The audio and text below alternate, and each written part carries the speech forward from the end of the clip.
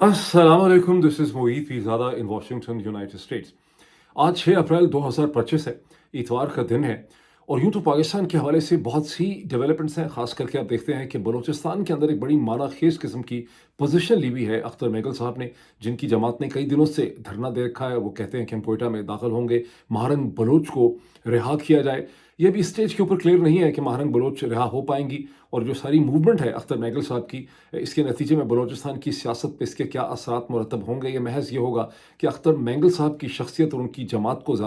वो ज़्यादा विजिबिलिटी जो है वो मिल सकेगी। लेकिन मैं इस किस्म के किसी भी इशू में इस वक्त नहीं जा रहा। मैं खालिस्तान एक फ्रेमवर्क आपके सामने रखना चाहता हूँ, एक ऐसा फ्रेमवर्क जिसके नतीजे में आप लोग इमरान खान की जमात पाकिस्तान तहरीक इंसाफ और जनरल साहिबान के दरमियान में नवंबर से लेकर अब तक जो गुज़िश्ता 4 महीने के दरमियान में जो पावर डायनामिक्स हैं और जो एक नेगोशिएशन की फ़ज़ा है, जो बार बार हम सुनते हैं कि नेगोशिएशन हो रही है, बातचीत हो रही है, उसको आप इस फ्रेमवर्क की मदद से बेहतर तौर पे समझ सकेंगे।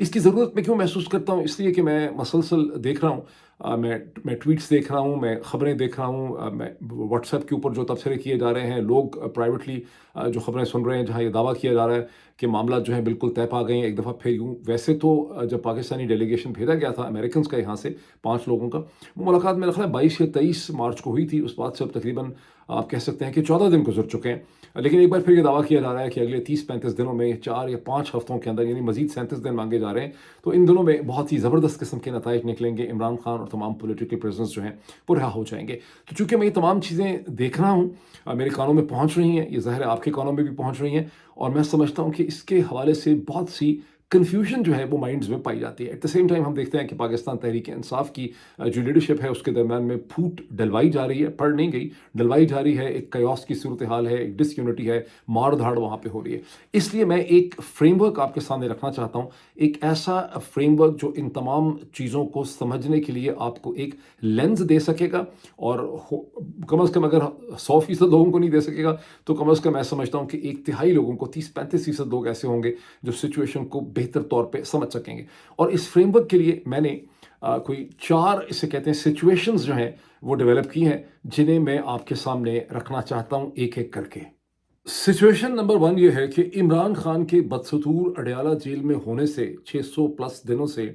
इमरान खान के लिए, पाकिस्तान तहरीक इंसाफ के लिए और इमरान खान के साथ जो पब्लिक है, उसके लिए किस किस्म के मसाइल जो है वो पैदा होते हैं। इसमें कुछ पॉइंट्स जो हैं वो बड़े इंपॉर्टेंट हैं। पहली बात ये है कि इमरान खान की जो विंडो ऑफ इंफॉर्मेशन है, वो टाइम और स्पेस, ये बड़ी इंपॉर्टेंट टर्म्स हैं। टाइम और स्पेस दोनों में बड़ी लिमिटेड है। उनके पास कोई 360 डिग्री एंगल नहीं है दुनिया को और पाकिस्तान को देखने और समझने के लिए। उनके साथ जब भी गुज़श्ता चंद हफ्तों में लोगों की मुलाकात होती भी है की लोगों की, तो बहुत थोड़ी देर के लिए होती है, बहुत देर के बाद होती है, बहुत इनफ्रीक्वेंटली होती है, जिसकी वजह से इमरान खान के पास ना तो क्वालिटी इन्फॉर्मेशन पहुंचती है, ना उनसे क्वालिटी इन्फॉर्मेशन जो है वो निकल के बाहर आती है। कोर्ट प्रोसीडिंग्स को सोच समझ के रोक दिया गया है क्योंकि वहाँ पर इमरान खान को अपने वकला के साथ, सियासी लीडर्स के साथ, मीडिया से ज़्यादा देर तक इंटरेक्शन करने का मौका मिलता था। मीडिया इंटरेक्शन आपने देखा जो उनका होता था वो आहिस्ता आहिस्ता बिल्कुल ख़त्म हो गया। पहले भी उसकी कोई बहुत अच्छी क्वालिटी नहीं थी। सूरत हाल फैमिली की यह है कि 20 मार्च को उनकी आखिरी मुलाकात हुई जो एक लिमिटेड सी थी।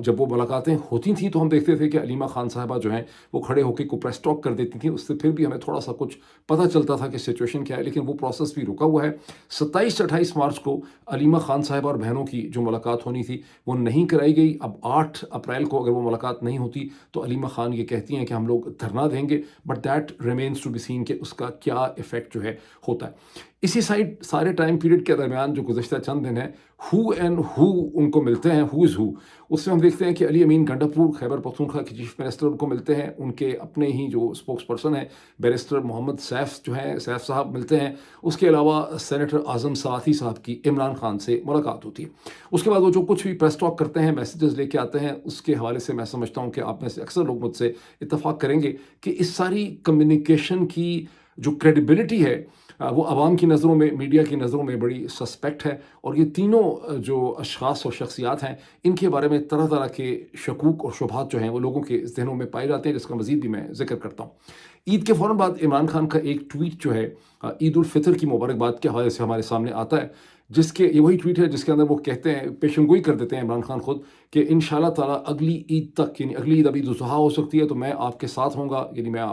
باہر آ چکا ہوں گا، اور آپ کو پتہ ہے کہ 2 ڈھائی مہینے کا فرق ہوتا ہے، میکسیمم 3 مہینے کا، مطلب 2.5 مہینے کا اگر فرق ہوتا ہے دونوں عیدوں کے درمیان میں، تو عمران خان کا خود سے یہ پریڈکٹ کرنا کہ میں اگلی عید تک رہا ہو کے باہر آ جاؤں گا، یہ بڑا عجیب و غریب ہے۔ یہ عمران خان کے انداز گفتگو میں، ان کا بات کرنے کے انداز کے اندر یہ فٹ نہیں ہوتا، اس سے خاصے شکوک پیدا ہوتے ہیں اس ٹویٹ کے حوالے سے۔ لیکن سب سے امپورٹنٹ چیز اس ٹویٹ کی یہ ہے کہ مردان میں اور کتلانگ میں جو ڈرون سٹرائک ہوتی ہے اس پہ عمران خان کا کوئی کامنٹ ہمارے سامنے نہیں آتا۔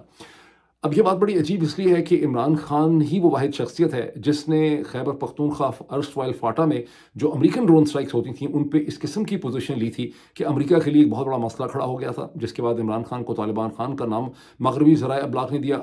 عمران خان نے دنیا کی جو ہیومن رائٹ آرگنائزیشن تھیں، جیسے ہیومن رائٹ واچ تھی، اور بھی بہت سی جو گروپس تھے، چھوٹے گروپس تھے، ان کو اپنے ساتھ ملا کے ایک بہت ہی مؤثر سٹینڈ انہوں نے اس حوالے سے لیا تھا۔ انہوں نے لانگ مارچ بھی اس حوالے سے کی تھی، ان کی ایک وجہ شہرت یہ بن چکی ہے۔ ایسا عمران خان جو ہے اس کے اپنے ملک، اپنے صوبے جو اس کو بہت عزیز ہے، وہاں پر بردان اور سوات کے درمیان میں اگر پاکستان کی فوج، پاکستان کی ملٹری خود ایک ڈرون سٹرائک کرتی ہے اور عمران خان کو یہ پتہ چلے کہ ایسی ڈرون سٹرائک ہوئی ہے اور اس میں 9 یا 12 لوگ جو ہیں وہاں پہ جاں بحق ہوئے ہیں، اور اس پہ عمران خان کی کوئی پوزیشن آپ کے سامنے نہ آئے،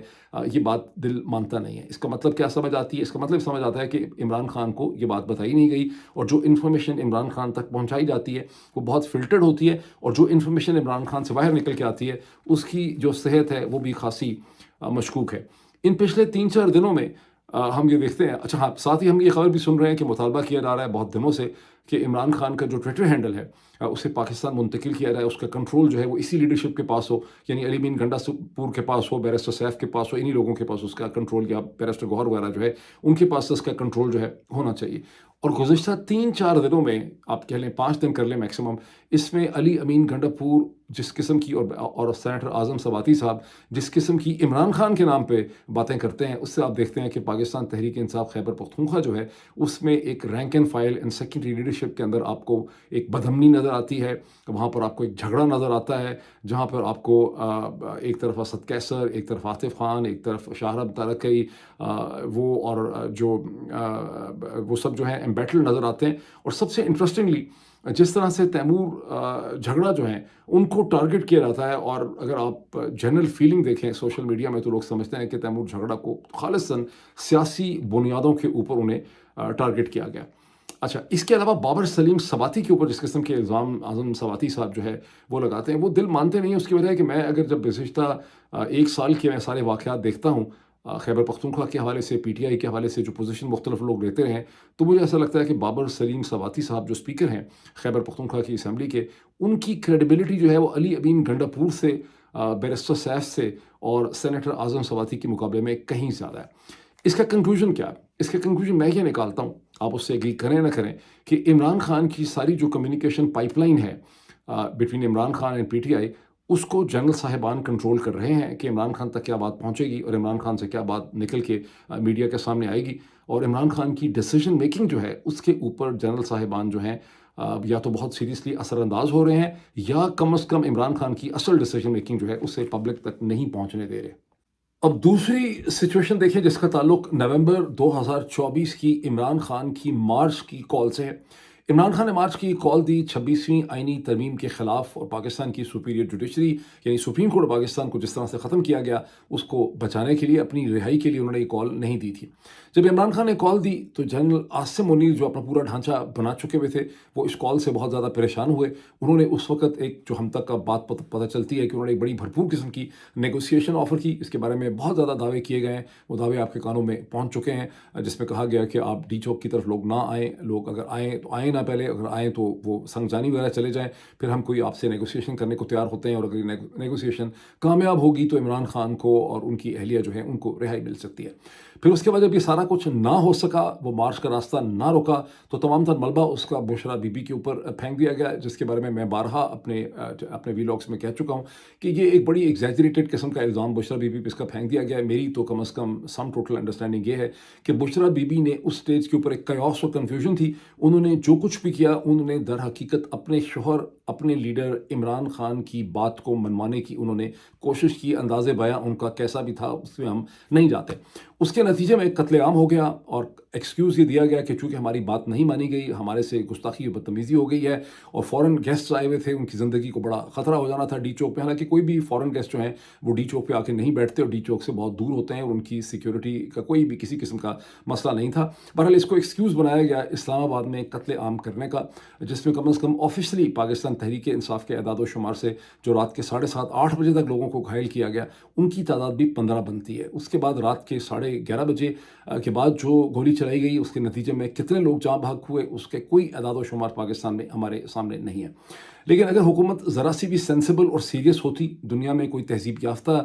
یہ دنیا کا پاکستان پارٹ ہوتا, جو بدقسمتی سے پاکستان تہذیب اور غیر تہذیب کے بارڈر کے اوپر کھڑا ہوا ہے, تو اگر یہ تہذیبی دنیا کا پارٹ ہوتا, سویلائزیشن کا پارٹ ہوتا, تو حکومت ان حالات کے اندر جب بہت بڑی تعداد میں لوگ اسلام آباد میں آ چکے تھے, 60-70 ہزار یا 80 ہزار جو کوئی بھی تھے, تو حکومت ایک مذاکراتی ہائی پاورڈ کمیٹی قائم کرتی, اس کمیٹی کو ایکسیس دیتی عمران خان تک, اور ایک نیگوسیشن کا پروسیس نکلتا, جس میں سے بہرحال بہت زیادہ بہتری نکلتی اور آپ کو اسلام آباد میں قتل عام نہ کرنا پڑتا. میں اس تاثر کو بھی زائل کرنا چاہتا ہوں کہ لوگ آتے تو پتہ نہیں اسلام آباد پہ قبضہ کرتے, حکومت فال کر جاتی. میرا انالیسس اس قسم کی کوئی چیز ریویل نہیں کرتا. میرا خیال ہے کہ ماڈرن اسٹیٹ اور ریپبلک جو ہے اس کی طاقت 1-2 بلڈنگز میں نہیں ہوتی, اس کی طاقت بڑی ڈسپرس ہوتی ہے. صرف یہ تھا کہ جنرل عاصم منیر اور جنرل صاحبان جو ہیں وہ عمران خان اور پاکستان تحریک انصاف کے ساتھ کسی بھی طرح پہ ایک پوزیشن آف ویکنس کے ساتھ نیگوسیشن نہیں کرنا چاہتے, بلکہ وہ چاہتے ہیں کہ ان کی ایبسولوٹ پوزیشن آف اسٹرینتھ ہو, جس میں وہ عمران خان سے نیگوسیشن کریں, تاکہ انہیں عمران خان اور پاکستان تحریک انصاف کی کوئی بات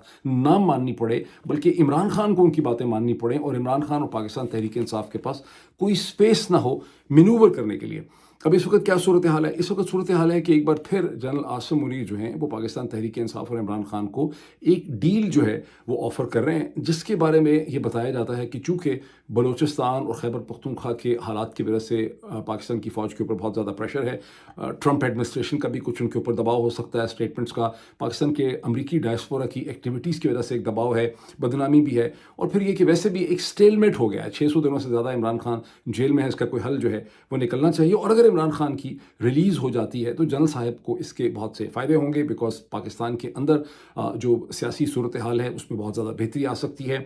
برطانیہ امریکہ کے اندر جو صورتحال ہے وہاں پر آپٹکس بہت بہتر ہو جائیں گے, یورپین یونین کے ساتھ آپٹکس بڑے بہتر ہو جائیں گے, ڈائسپورس کو ٹھنڈ پڑ جائے گی, پوری دنیا میں ایک میسج جائے گا. اور اس کا پرائز یہ ہوگا کہ جنرل عاصم منیر صاحب جو ہیں, اگر ایسا ہوتا ہے تو پھر 2027 تک تو بڑی آسانی سے کنٹینیو کریں گے, اور ان کو عمران خان کی رہائی کے نتیجے میں انہوں نے اپنی مدت ملازمت کے اندر جو انہوں نے اضافہ کر رکھا ہے اس کو ایک شرف قبولیت مل جائے گا, اس کو ایک لیجیٹمیسی مل جائے گی, 26ویں آئینی ترمیم پوری کو مل جائے گی, لیجیٹمیسی مل جائے گی. اب اس کی ٹرمز اینڈ کنڈیشن جو ہمارے کانوں میں آتی ہیں اور وہ بھی آپ لوگ سن چکے ہیں, وہ کیا ہیں کہ عمران خان جیل سے نکلیں, اڈیالہ جیل سے بنی گالہ شفٹ ہو جائیں, وہ ان کو نیشنل اسمبلی میں ایک سیٹ دلوا دی جائے گی, وہ نیشنل اسمبلی کے اندر کھڑے ہو کے وہاں پہ جائیں اور تقریریں کریں, شریف زرداری حکومت کے خلاف وہاں پہ کوئی سازش کرنے کی کوشش کریں, میں بھی زرداری کے ساتھ ان کے تعلقات بہتر کروا دیے جائیں, سڑکوں پہ نہ نکلیں, جلسے نہ کریں, جلوس نہ نکالیں, ریلیز نہ نکالیں, فوج کے بارے میں بات نہ کریں, شریف زرداری کی جو بھی کہنا ہے کریں, فروری 2024 کے انتخابات اور مینڈیٹ پہ اصرار نہ کریں, اور درمیان میں ایک پخ اور لوگوں کے کانوں میں بات ڈال دی گئی ہے کہ اس کا اصرار اس لیے نہ کریں اس لیے کہ جولائی 2018 کا انتخاب بھی ہم نے ہی عمران خان کو جتایا تھا, ورنہ عمران خان کی تو بڑی تھوڑی سی سیٹیں تھیں, ایک نیا فگر نکال دیا گیا ہے 56 سیٹوں کا, اب تک 56, وہ جنانا پاٹیکر کی فلم تھی, اس سے زیادہ واہیات قسم کی بات نہیں ہو سکتی. اس کا مطلب ہے کہ پورے پاکستان کے میڈیا کو کہا جا رہا ہے کہ آپ لوگ پاگل ہیں, اور یہ فگر تو آج تک اسے کہتے ہیں کبھی پی ایم ایل این اور پی پی پی نے بھی نہیں نکالا, نہ ہی کسی نے اس سے پہلے سنا ہے. بہرحال یہ بھی ایک فگر انٹروڈیوس کر دیا گیا ہے کہ جی اب فروری 2024 کے انتخابات جو ہیں اس کا کچھ ہو نہیں سکتا, عمران خان کو اس کا بات نہیں کرنی چاہیے. اسی طرح عمران خان کو اسلام آباد کے میسیکر کی بات بھی نہیں کرنی چاہیے, عمران خان کو مئی 9 کی معافی بھی کسی نہ کسی شکل کے اندر مانگ لینی چاہیے. یہ وہ ٹرمز اینڈ کنڈیشن ہیں جو رکھے جا رہے ہیں کہ عمران خان کی رہائی ان کے نتیجے میں ممکن ہو سکتی ہے. اب اس تیسری سچویشن کی طرف آئے, جو سچویشن سے زیادہ ایک سوال اور ایک کویسچن ہے کہ عمران خان آخر اڈیالہ جیل میں کیوں بند ہیں. آپ میں سے اکثر لوگوں کو یاد ہوگا کہ میں نے کئی دفعہ اپنے ویلاگز میں بڑی ایک ان پاپولر اوپینین کا اظہار کیا کہ میں یہ سمجھتا ہوں کہ عمران خان کو جیل میں نہیں ہونا چاہیے تھا، بیکاز عمران خان کی طرح کے ایک لیڈر کو ایک 360 ڈگری کا ویو چاہیے دنیا کو دیکھنے کے لیے، اور جیل میں ہونے کی وجہ سے ان کے پاس یہ ویو نہیں ہے. یہ بڑا ان پاپولر ویو ہے جس سے بہت ہی کم لوگ ایگری کرتے ہیں. آپ میں سے 99.99% لوگ یا کم از کم 99% لوگ جو ہیں وہ مجھ سے ڈس ایگری کرتے ہیں، بیکاز آپ لوگ یہ سمجھتے ہیں کہ عمران خان نے جیل میں جا کے اور وہاں بہت ہی جرت، بہادری اور اصول کے ساتھ جب وہ بیٹھے ہیں تو اس سے ان کے سیاسی قد کاٹ میں بہت زیادہ اضافہ ہوا ہے. اگر وہ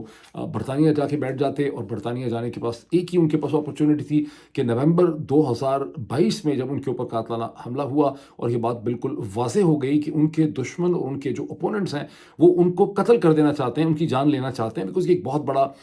بہت بڑا بیریئر تھا جو اس وقت انہوں نے کراس کر لیا. بیکاز ایسا کبھی بہت کم ہوا ہے پاکستان کی تاریخ میں کہ اس طرح کے شخص کو اس طرح سے کھلم کھلا مارنے کی کوشش کی جائے اور اس کی کوئی ذمہ داری بھی نہ لے. تو اس وقت ان کو تھوڑی سی ہوشیاری کر کے اس کو سمجھ کے ایک اسٹریچر کے اوپر ایک ہیلی کاپٹر کے ذریعے ایک ایئر ایمبولینس کے ذریعے ایک زندگی کا ان کے پاس ایکسکیوز تھا، وہی ایک اپرچونٹی ان کے پاس تھی، ورنہ ان کو کبھی بھی باہر نہ جانے دیا جاتا. تو ان کو برطانیہ لینڈ کر جانا چاہیے تھا. یہ میرا ایک سیناریو ہے جس سے آپ میں سے کوئی بھی لوگ ایگری نہیں کرتے، بیکاز آپ لوگ سمجھتے ہیں کہ اگر عمران خان باہر چلے جاتے تو پھر ان میں اور نواز شریف کے اندر اور آصف علی زرداری میں کوئی فرق نہ رہتا. میں بڑا وائلنٹلی اس سے ڈس ایگری کرتا ہوں. میں سمجھتا ہوں کہ عمران خان، آصف علی زرداری اور نواز شریف کے درمیان میں کوئی بھی قدر مشترک نہیں ہے. اگر کوئی شخص سمجھتا ہے کہ عمران خان باہر چلے جاتے، اپنی سچویشن کو سمجھ کے انٹیلیجنٹ مینوور کرتے تو وہ آصف علی زرداری اور نواز شریف کی طرح کی شخصیت بن جاتے. یہ بڑی ہی افسوس کی بات ہے، بڑی گھٹیا قسم کی بات ہے. بہرحال اکثر لوگ جو ہیں وہ اس میں بلیو کرتے ہیں. بہرحال آپ کے اوپر آ جائیں. 99% لوگوں کا خیال ہے کہ عمران خان نے بہت اچھا کیا، وہ جیل میں. تو عمران خان جیل میں کیوں ہے؟ عمران خان اگر 600 دنوں سے زیادہ جیل میں ہیں تو ایک اصول کے اوپر ہے جب وہ کہتے ہیں کہ میں کھڑا ہوں پاکستان میں جمہوریت کے لیے. جمہوریت کیا ہے؟ رول آف لا کے لیے، عدلیہ کی سپریمیسی کے لیے، پاکستان کے عوام کے لیے، اور میں کرپشن کے خلاف ہوں اور اس وجہ سے میں جیل میں ہوں. میں NRO نہیں دوں گا. جب وہ کہتے ہیں کہ میں کسی کو NRO نہیں دوں گا، وہ کہتے ہیں کہ میں ایک اصول کے ساتھ کھڑا ہوں. تو وہ ایک اصول کا تحفظ کرنے کے لیے جیل کے اندر بیٹھے ہوئے ہیں. ٹھیک، اب اگر عمران خان اس جیل سے نکل آتے ہیں اور وہاں سے بنی گالہ شفٹ ہو جاتے ہیں اور وہ فروری 2024 کا جو چوری کیا ہوا الیکشن ہے اس کی بات نہیں کرتے، اس کے اوپر اس مینڈیٹ پہ انسسٹ نہیں کرتے، اس کی اکاؤنٹیبلٹی کی بات نہیں کرتے، اس کے بعد جو ایک جعلی اسمبلی سے 26ویں آئینی ترمیم پاس کی گئی اس کی بات نہیں کرتے، 26ویں آئینی ترمیم کے نتیجے میں پاکستان کی سپریم کورٹ عدلیہ کو ختم کر دیا گیا، اس کی بات نہیں کرتے، general Asim Munir air chief اور نیول چیف نے اپنی عمر مدت ملازمت ایک جعلی ربڑ اسٹیمپ اسمبلی سے 3 برس کے بجائے 5 برس کر لی، اس کی وہ بات نہیں کرتے. وہ جنرل عاصم منیر کو آرمی چیف ایکسیپٹ کر لیتے ہیں 2027 تک، اور وہ اسے کہتے ہیں اسلام آباد میسیکر کی بات نہیں کرتے. ان کے سامنے پاکستان کی فوج خیبر پختونخوا میں ڈرون سٹرائکس کر رہی ہو، عمران خان اس کی بات نہیں کرتے. تو ایسا عمران خان جو ہے وہ پولیٹیکلی طور پہ ایک نیٹ لوزر کے طور پہ ایمرج کرتا ہے. ایک ایسا نیٹ لوزر جس نے گزشتہ 3 برس میں اپنی ذاتی قربانیوں سے اور اپنے سپورٹرز کی قربانیوں سے جو سیاسی کیپٹل، پولیٹیکل کیپٹل حاصل کیا ہے، اس کو وہ عمران خان سارا کا سارا جو ہے وہ ضائع کر دیتا ہے. اب سوال یہ پیدا ہوتا ہے کہ کیا عمران خان یہ کرنے کو تیار ہیں؟ اس وجہ سے مجھے جو آؤٹ کم نظر آتا ہے کہ یہ نیگوسیشن جس کا بار بار ذکر کیا جا رہا ہے، یا تو ان نیگوسیشنز کا کوئی نتیجہ نہیں نکل سکے گا کچھ ہفتوں یا دنوں میں، آپ دیکھیں گے دنوں میں، بلکہ آپ کہہ رہے ہیں کہ 4-5 ہفتے میں یہ بات بالکل کلیئر ہو جائے گی کہ یہ نیگوسیشنز کہیں نہیں جا سکیں، اور اس کے نتیجے میں جنرل صاحبان جو ہیں وہ ٹائم بائنگ کریں گے. اس ٹائم بائنگ کے نتیجے میں اپنے جو بھی مقاصد وہ حاصل کرنا چاہتے ہیں وہ مقاصد حاصل کر لیں. ریئر اپرچونٹی یہ ہے کہ آپ سمجھتے ہیں کہ 4-5 ہفتے میں اچانک آپ کو پتہ چلتا ہے کہ جناب ماحول بن گیا ہے اور عمران خان کی رہائی ہو رہی ہے، وہ وہاں سے بنی گالہ میں شفٹ ہو رہے ہیں. وہاں پہ مجھے شک یہ ہے کہ بہت جلدی جنرل صاحبان، ہو سکتا ہے کوئی کنفیوژن ہو جائے، کنفیوز نیگوسیشن ہو جائے، چانسز جیسے اس کے بڑے کم ہیں. تو جنرل صاحبان کو جیسے ہی یہ لگے گا کہ عمران خان جو ہیں ان جن ٹرمز اینڈ کنڈیشن پہ ان کو جیل سے نکالا گیا تھا وہ اس کو مان نہیں رہے، اوبے نہیں کر رہے، اس کو وائلیٹ کر رہے ہیں، یا تو ان کی دوبارہ گرفتاری ہو جائے گی، یا خدا نخواستہ ان کی زندگی کو خطرات میں، ان کی زندگی کے لیے جو خطرات ہیں اس میں اضافہ ہو جائے. میں کیوں کہتا ہوں؟ اس کی وجہ ہے کہ جب تک عمران خان اڈیالہ جیل میں ہیں وہ ریاستی اداروں کی ذمہ داری ہے ان کی زندگی کا تحفظ کرنا. ایک دفعہ جب وہ جیل سے باہر نکل آتے ہیں تو محترمہ بینظیر بھٹو کی طرح پھر ان کی تحفظ کی ذمہ داری اس طرح سے ڈائریکٹ رسپانسبلٹی جو ہے وہ اسٹیٹ ایجنسیز کی ہے، اسٹیٹ کی نہیں بنتی. وہ جیل میں تو خیر اسٹیٹ کے مہمان ہیں. تو یہ بھی ایک ایلیمنٹ جو ہے جس کو وہ تمام لوگ کہہ رہے ہیں کہ نیگوسیشن کر کے عمران خان بہت جلدی جیل سے نکلنے والے ہیں، ان کو ذہن میں رکھنا چاہیے. اب وے فارورڈ کیا ہے؟ بیکاز پاکستان میں ایک بہت زیادہ ایک ریت اور روایت ہے کہ ہر ویلاگر یا اینکر پرسن یا میڈیا کو جو ہے وہ ساتھ ایک وے فارورڈ بھی دینے کی ضرورت ہے. سچی بات یہ ہے کہ وے فارورڈ بڑی کمپلیکس ہے اور میرے پاس کوئی کلیئر وے فارورڈ نہیں ہے کہ میں کہوں کہ مجھے پتہ ہے کہ کیا کرنے کی ضرورت ہے. میں ایک صرف فریم ورک آپ کے سامنے رکھ رہا ہوں جس کے ذریعے آپ چیزوں کو دیکھیں کہ اصل حقیقتیں کیا ہیں. میں کچھ پوائنٹس اس میں ایڈ کر دیتا ہوں. نیگوسیشنز کب سکسیسفل ہوتی ہیں؟ جب دونوں سائڈ جو ایک دوسرے سے نیگوشیٹ کر رہی ہیں ان کے پاس تقریباً ایکول قسم کا لیوریج ہوتا ہے. دونوں سائڈز ایک دوسرے سے گھبراتی ہیں, دونوں کا ایک دوسرے کے اوپر کچھ وزن اور پریشر ہوتا ہے, ان ادر ورڈز ایکول ہوتے ہیں. یہاں پاکستان تحریک انصاف فریگمنٹڈ ہے, ویک ہے, ٹوٹی پھوٹی ہے, اس کی لیڈرشپ کمپرومائز ہے اور اس کو مزید توڑا جا رہا ہے جس طرح گزشتہ 3-4 دنوں میں آپ نے دیکھا ہے. ایسی پاکستان تحریک انصاف یا اس کے بہاف پہ نیگوسیشن کرنے والوں کے پاس کوئی لیوریج نہیں ہے جنرل صاحبان سے کوئی بہتر ڈیل حاصل کرنے کے لیے. ڈائسپورس بہت سنسیئر ہیں, محنت کرتے ہیں, اس میں کوئی شک نہیں ہے, لیکن ڈائسپورس کے پاس نہ تو کوئی ایک سنگل قداور شخصیت ایسی ہے جو ان کو کسی ایک پلیٹ فارم پہ اکٹھا کر سکے جس کی وہ ریسپیکٹ کرتے ہوں, بات مانتے ہوں, نہ ہی ان کے پاس کوئی 2-4 ایسے لیڈر ہیں جو آپس میں نیگوشیٹ کر سکیں, سب کو ایک پوائنٹ پہ اکٹھا کر سکیں اور ان کے اندر بہت زیادہ پولیٹیکل ایکیومن ہو. تو وہاں سے بھی کوئی بہت زیادہ ڈرامیٹک رزلٹ جو ہیں وہ نہیں نکل سکتے. اگر ایسا ہوتا, اگر ڈائسپورا کے پاس کوئی 2-3 قداور شخصیات ہوتی, پولیٹیکل ایکیومن ہوتا, انڈرسٹینڈنگ ہوتی, تو بہت بہتر رزلٹ جو ہے وہ نکل سکتے ہیں. آنے والے سالوں میں مجھے بڑی امید ہے کہ پاکستانی ڈائسپورا اس قسم کی لیڈرشپ جو ہے وہ ڈیولپ کر سکیں گے. پھر ایک اور بھی چیز ہوتی ہے کہ اگر آپ کی سچویشن ایسی ہو جیسی پاکستان میں ہے تو آپ کے پاس کوئی طاقتور انٹرنیشنل میڈیٹر ایسا ہو جو تمام فریقین کے لیے بڑا امپورٹنٹ ہو. ایسا میڈیٹر وہ بھی ہو سکتا تھا اگر ڈونلڈ ٹرمپ نے کوئی اپنا اسپیشل انوائے جو ہے رکھا ہوتا, اس کی ذمہ داری لگائی ہوتی کہ آپ نے اس کا حل نکالنا ہے. وہ کوئی بھی ہو سکتا تھا جس کے پیچھے امریکہ کے وائٹ ہاؤس کی طاقت ہوتی, یا کوئی کانگریشنل ٹیم ایسی ہوتی, یا پھر یہ ہے کہ برطانیہ نے کوئی ایسا اسٹیپ لیا ہوتا. اگر ان دونوں کو چھوڑ دیں تو تیسری طاقت جو ہے وہ سعودی عرب بنتی ہے, جن کی پاکستان کی اسٹیبلشمنٹ کو, جنرل صاحبان کو بات ماننی پڑتی ہے. چوتھا ایک اس میں ایسا ایلیمنٹ ہے جس کو آپ قطر کہہ سکتے ہیں, بیکاز قطر کا نیگوسیشن کروانے میں انہوں نے افغانستان میں امریکہ اور طالبان کے درمیان میں نیگوسیشن کروائی دوحہ پروسیس میں. اسی طرح سے وہ اسرائیل ایجپٹ کے درمیان میں بھی, اسرائیل اور پیلسٹینیز کے درمیان میں بھی نیگوسیشن کرتے رہے, تو ان کا بھی اس میں بہت ایکسپیرینس ہے. لیکن آپ کو کوئی ایسا میڈیٹر بھی یہاں پہ نظر نہیں آتا. یہ وہ سارا فریم ورک ہے چیزوں کو دیکھنے کا جو میں آپ کے سامنے رکھنا چاہتا تھا. باقی نتیجہ آپ نے نکالنا ہے. I look forward to having your questions اور کامنٹس. میں دیکھتا ہوں کہ آپ کیا کامنٹ کرتے ہیں. Thank you.